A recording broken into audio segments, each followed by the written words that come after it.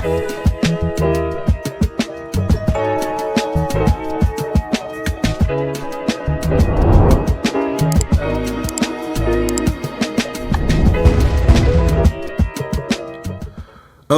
hey everybody, welcome to an episode of On the Wrist from Off the Cuffs. I have a really cool review for you guys from the brand Baltic. A little about them. They are a French micro brand aiming to offer timeless pieces of the highest quality for fair prices. These are designed, assembled, and adjusted in France. Now, in terms of the type of watch, this is, I'd say, an everyday dress watch. It's clean, classic, minimalist design, and sensibly sized. But that's just what I think. The way that Baltic actually described this and marketed it as it's actually a versatile field watch designed for exploration and ideal for everyday use. So, with that context, it really helped me gain a full appreciation for this piece. It is known as the Hermétique Tourer, and these go for €615 directly, which is roughly about $682 US, and that's on the bracelet as seen. There's two different bracelet options. This is the flat link. There's also their classic beads of rice as well. This unit was kindly provided by Baltic, free of charge for review. They of course didn't have any editorial input on the video, nor did they receive any type of special pre-screening access or anything to that nature. So as usual, this is going to be another review, of course, full of my own personal thoughts. So with all that said, let's go ahead, zoom the camera out, get this piece in hand, and take a closer look. Okay, so guys, when this watch was first released, it threw me off. I thought it was just a really handsome kind of dressy watch that just happened to have some pretty killer lume. But understanding that they really meant this to be kind of this everyday adventure watch, I don't know, it just kind of made me look at it through a different lens, and I've slowly have become more and more curious about it ever since. So I was really excited when, of course, this sample piece was able to come in. So another big shout out to Baltic. Now, in terms of the sizing, I guess that makes more sense. I thought, it's this kind of smaller watch with a tucked in crown. I thought it was more of a visual thing. It's really a smaller watch to kind of mirror those smaller adventure field type watches, like let's say the 36 millimeter Rolex Explorer. But this is 37 millimeters, and it is a svelte 37 meters thanks to this tucked in crown here. Not too dissimilar from something like that really cool, titanium Aquaterra, like that tech-filled Aquaterra they did. That, it was crazy expensive. But cool to see them do that here. So I think, again, when you have that additional context, it just makes you look at it through a different lens. Like me, when I first picked it up, thinking of it as kind of, just an everyday watch, I was like, oh man, how are you going to wind this? Like it's actually pretty difficult to wind, right? But the idea is, again, now you don't have a crown sticking out digging into, the back of your hand or into your forearm or whatever as you're climbing and out there, facing life's adventures. So again, that was more of a deliberate decision. They didn't do that just to make it harder for you to wear the watch. The nice thing is, since it's an automatic, you just shake the watch up, it gets the watch going, you get your time hack, and then you just wear it, right? So yeah, if you're here for the tactile engagement of trying to wind this watch, this probably isn't the model for you. You probably want to check out maybe one of their, their dive watches, which have very beautifully proportioned crowns that do feel great in your hand, and you're able to wind up and really enjoy that winding, action. Here, you're not gonna be able to enjoy that. So let's get that out of the way. It could be a deal breaker for some folks to the point of where, it is difficult to hand wind this piece. Again, it's meant to be worn. It's meant to be adventured with, and that is the whole theme. So 37 millimeters. And then you got this 10.8 millimeter thickness, and that is with that beautiful double domed sapphire that does have an inner AR coating there. And you can see that without it, it's actually just 8.3 millimeters without the crystal, which is quite thin. 46 millimeters lug to lug, which is actually just about perfect. You can see the drilled lugs there. Stainless steel. It does have some nice surfaces here, mostly brushed with just a bit of some polish there on the bezel to really tie everything together and make it feel just, a little bit more versatile and not just overly kind of satin and flat. This has definitely got some pizzazz to it in terms of the look. And this is a fantastic look, guys. You know me, I'm a big fan of Forstner flat link bracelets. I have them on, all of my Neo vintage Omegas.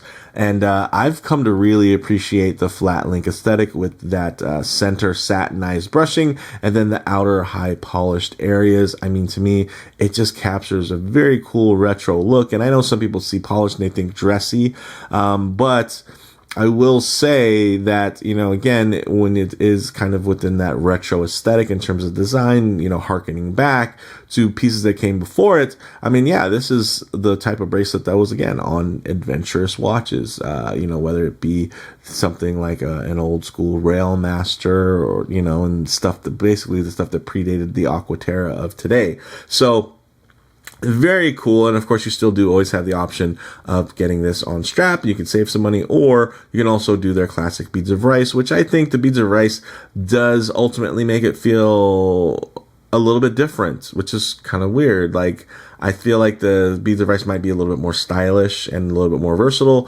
whereas here I feel like it's a very particular look, and it just feels a little bit more on the adventure side. And again, that's me and my internal biases, probably, considering how much I love flat link bracelets and that era, where Omega really made those quite iconic in terms of the double branding that they did with Forstner. So very, very cool. And then you do, of course, have that nice double dome sapphire inner AR coating, which works.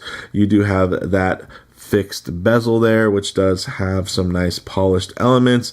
Push-pull crown, unsigned, and really meant to be just kind of out of the way. And again, the push-pull is just pretty much for setting it. You're not going to really be able to wind this. I mean, you're gonna have to kind of just run your finger along that, and it's gonna be quite frustrating. So don't even bother, just shake it, right? Just it has a rotor in there, so just do that and you'll be good to go. And then just when you get to this 12, when the second stand gets there, then you pull out the crown, do your time hack. Now inside, although you can't see it, but it is nicely, you can see finished still, that nice solid case back. Inside is actually a Miyota 9039, which is a no-date movement that has a 42-hour power reserve, beats at 4 hertz or 28,800 vibrations per hour in terms of the beat rate. So underneath, a nice solid etched and very, very thin case back there. Getting into the dial, that is just, here we go, right? This is a cool dial. So I know the applied 3D luminous index is going to stand out to everybody, the 12369, and then those beautiful batons, and then the circular pips there at, also pairing with each numeral, and then how the circle is the exact same diameter as the lollipop seconds hand. Like, this is all very, very cool, guys. But the matte dial with that high polished steel ring, that steel ring is killer. I just feel like it's so underappreciated and unnoticed because you're just like, oh, there's this cool 3D, like everybody loves the loom blocks. But for me, how impressive this dial is, because I go back to how difficult something like that is, that accent. Guys, my Chrono Tokyo watch, you can click for, check in the history for that. The latest Rewa has like a similar, but it's two of those circular kind of halos with the high polished steel. I mean, it's a very, very difficult, and it's a very high end trick that they're able to offer that kind of section off, separating from that outer railroad track.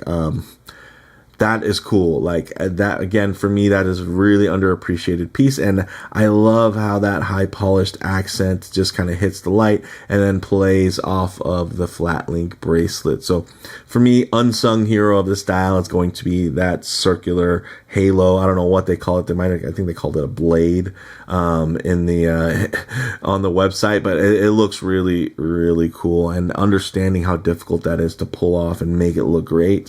Again, it just adds more dimension. So you have the dimensionality of those 3D block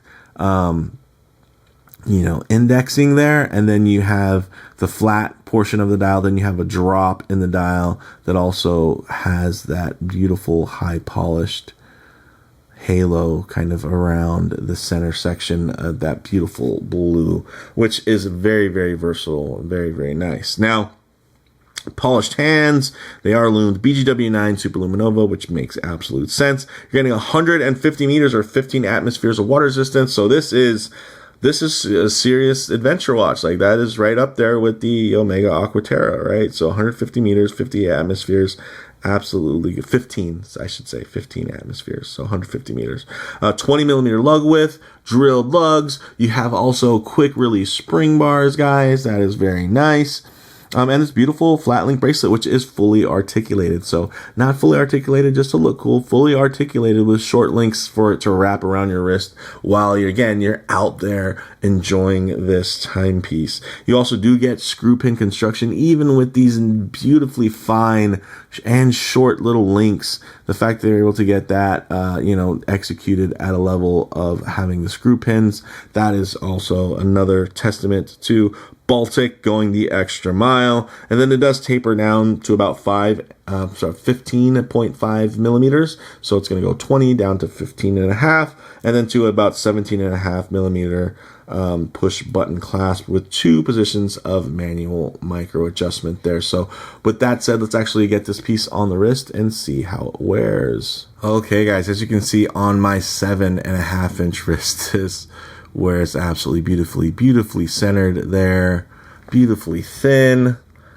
beautifully symmetrical and legible. Of course, if I do get my wrist a bit too close to the camera here, of course you guys are going to have some some perspective distortion. It's going to make the watch seem a bit larger than it actually is, maybe even a little bit long in terms of those very nice tapered end links there, but look at that profile. So what I like to do is actually keep my wrist nice and low and then just tighten up the frame here so that you guys can get still a detailed look, but just add a bit of a truer aspect ratio as to how this may lay on your own wrist. And look at that, guys. There's some magic to the proportions on here. It's just sleek. I mean, that flat link and then that watch case, I mean, it has almost like a snake-like appeal to it. It just looks really cool. I mean, aesthetically, we know Baltic knows designs, guys. They do it very well. Let me give it a quick little wipe here onto the crystal because it is a little bit of a warm day, so there's going to be some smudging, I'm sure, and the editability that you guys are going to notice in this 4K video, but this thing does deserve to shine. Look at that dial. So very cool, guys. Of course, that push button clasp works very nice. It's nothing crazy, nothing too advanced, but it all kind of flows together for generally awesome overall package. Look at the way it drapes and just hugs the wrist. Beautifully thin, guys. And again, a watch that's meant to be worn.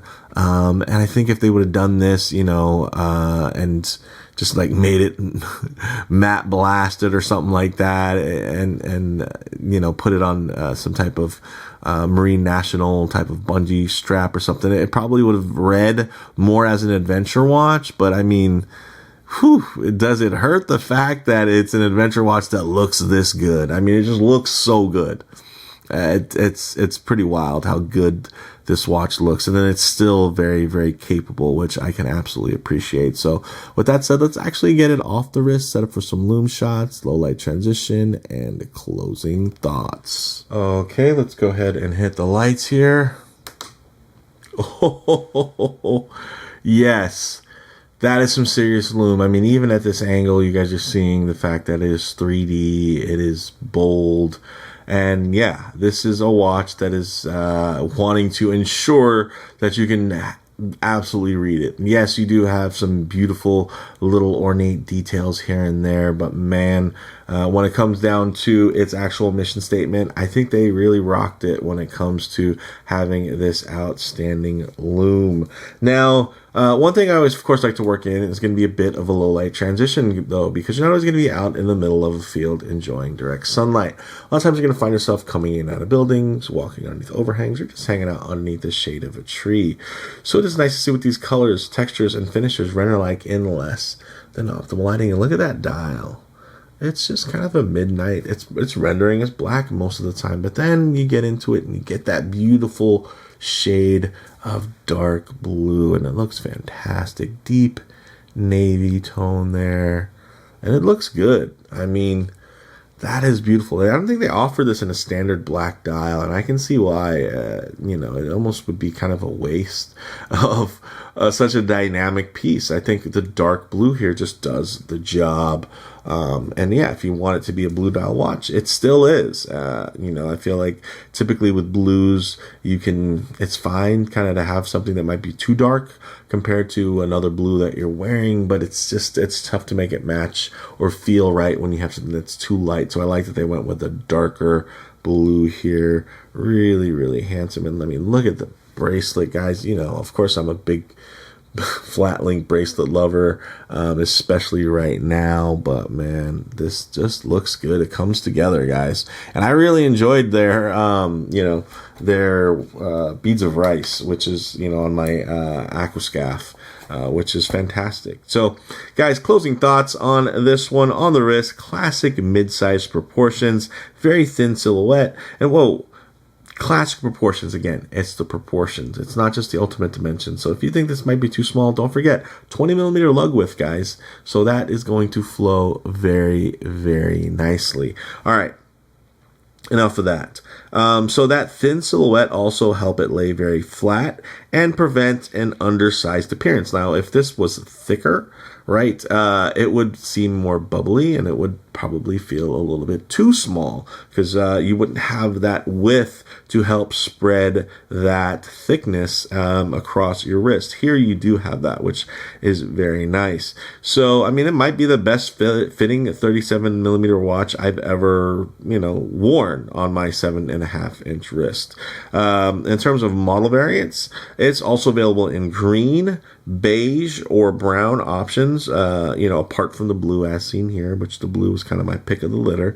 In terms of comparable models, a fresh take on the popular Explorer's watch that smartly blend old and new to a level comparable to much more expensive watches from the likes of Tudor and their Pro line or Omega. I mean, at least at a design level, guys, this really is up there. And then capability wise, absolutely as well. It doesn't have the in-house, niceties or the super long brand lineage that you might get from, a traditional Swiss watch. But, bottom line here is when I first saw the Hermétique,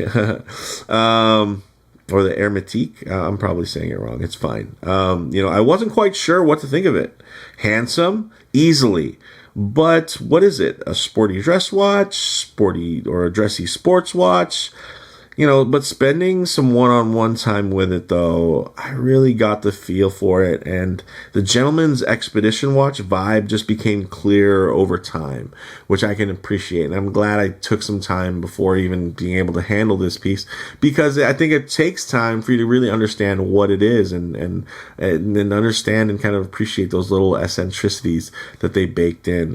So for me, guys, although more of a slow burn, this model is easily as iconic, I think, to the brand, right? The Baltic brand, as the MR or as the Aquascaf lines. Like, this really helps complete that kind of trilogy of watches. And yeah, I really dig it. So let me know what you all think down in the comments below. If you like the video, please do a like. And if you haven't already, please subscribe for more content just like this. Thanks, guys.